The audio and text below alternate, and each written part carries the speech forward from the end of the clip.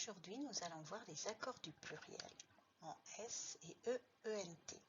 Déjà, pour te rappeler, le plusieurs, c'est quand il y a plusieurs personnes, plusieurs choses, plusieurs objets. Quand il n'y en a qu'un, on dit que c'est au singulier, comme seul. Quand il y en a plusieurs, on dit que c'est au pluriel.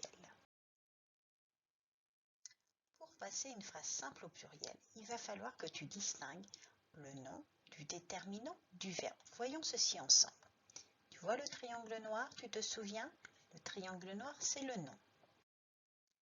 Il existe des noms d'objets comme table, chaise, cahier, feutre, poupée. Il existe des noms d'animaux comme tigre, dauphin, poule, coq, paon.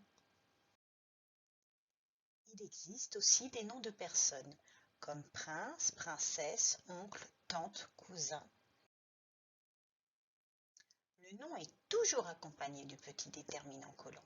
Ce déterminant va lui permettre de savoir s'il est tout seul ou s'ils sont plusieurs. En fonction du nombre de personnes qu'il y a, ce ne sera pas le même déterminant qu'on l'on mettra. Tu peux trouver le déterminant le quand le nom est au masculin, la quand le nom est au féminin, l pour un nom au masculin ou au féminin mais qui est suivi qui commence par une voyelle comme dans arbre ou ombre ou ombrelle. On dira l'arbre, l'ombre, l'ombrelle. Tu as également le petit déterminant un quand un nom est au masculin. Le petit déterminant une quand un nom est au féminin. D'un autre côté, on a les petits verbes rouges, ces disques rouges qui représentent un disque parce que ça roule, ça bouge, ça évolue, contrairement au nom. Au nom crayon, ça reste toujours crayon.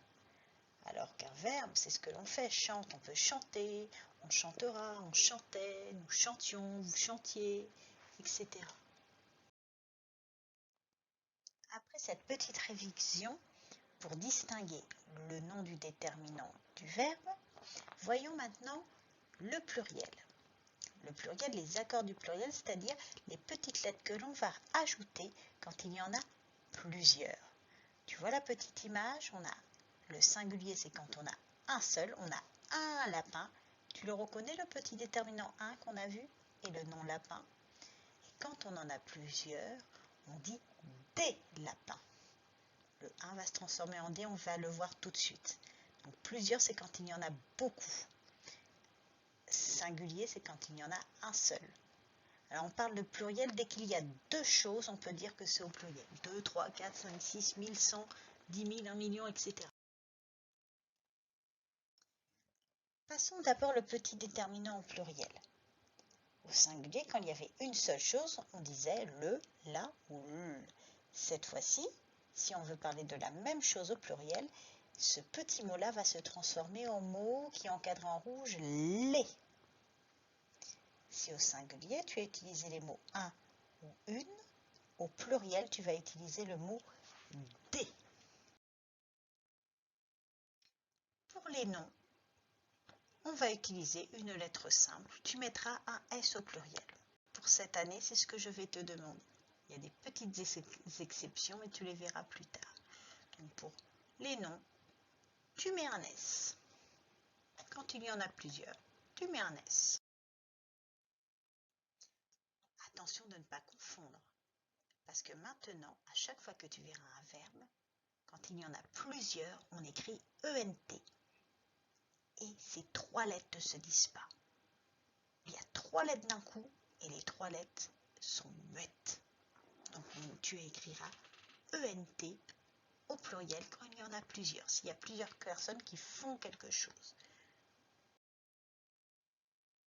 Voyons désormais un exemple. Le chat miaule. Le, c'est le déterminant.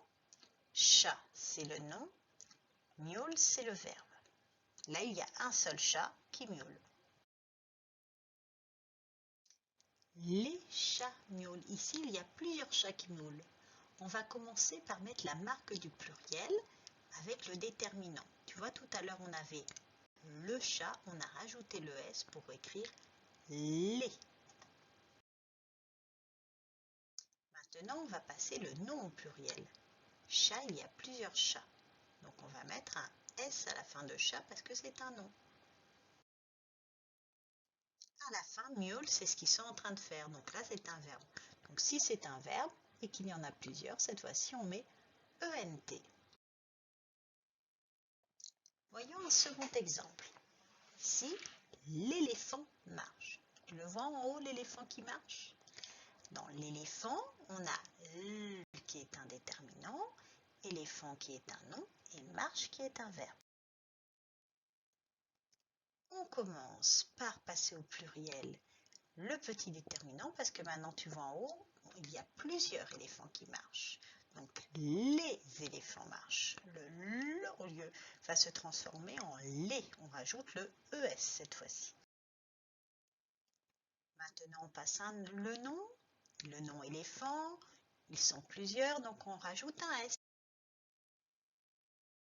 Ils sont plusieurs à marcher, tu vois. Donc, on termine le verbe marcher par ENT. Le symbole du pluriel du verbe, c'est ENT. Les lettres qu'on trouve sont ENT. Donc, on a notre phrase, les, L-E-S, éléphant, un S parce que c'est un nom, marche, ENT parce que c'est un verbe. Une girafe mange. Tu la vois en haut, la girafe qui mange? Analysons la phrase. Une, c'est un déterminant, le petit mot. Girafe, c'est un nom, le nom de l'animal, girafe. Et qu'est-ce qu'elle fait? Elle mange, le petit verbe rouge.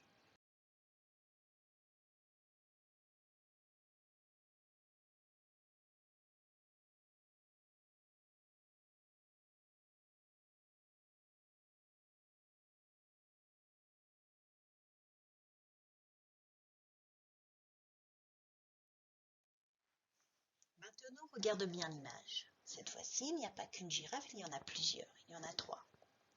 Donc, des girafes mangent. On commence par le petit déterminant. Tu te souviens, on avait le petit déterminant 1. Le pluriel du 1, c'était des. Donc, on remplace le mot 1 par le mot des.